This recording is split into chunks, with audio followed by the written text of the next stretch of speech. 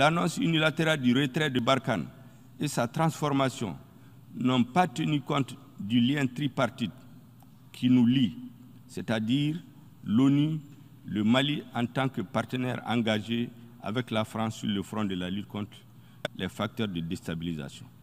Le Mali regrette que le principe de consultation et de concertation, qui doit être la règle entre partenaires privilégiés, n'ait pas été observé en amont de la décision du gouvernement français.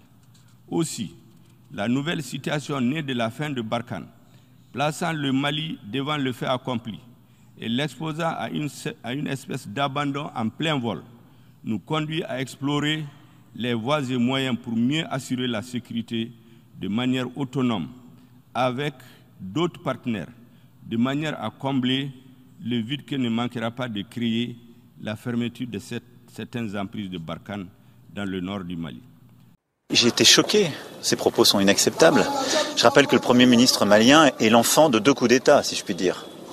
Puisqu'il y a eu un coup d'État en août 2020 et un coup d'État dans le coup d'État. Donc la légitimité du gouvernement actuel est démocratiquement nulle.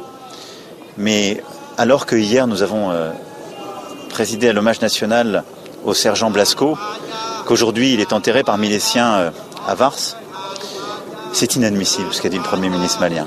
C'est une honte. C'est une honte. Et ça déshonore ce qui n'est même pas un gouvernement. Vous avez un malade qui s'appelle Mali, vous avez un médecin qui s'appelle France, qui a fait un diagnostic, qui a prescrit une ordonnance. Les médicaments ont été achetés aux frais du peuple français et de la communauté internationale. Le malade était censé guérir en 2 ans.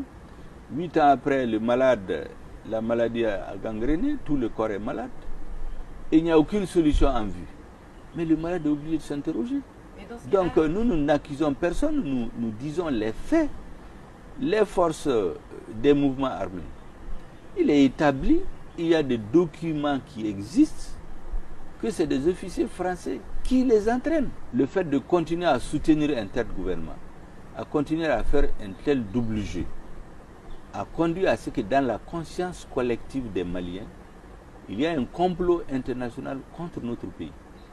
Et ça, c'est tellement ancré chez les Maliens que c'est la principale raison du rejet de l'ancien régime, qui a été soutenu à bout de bras par l'État français jusqu'à sa chute.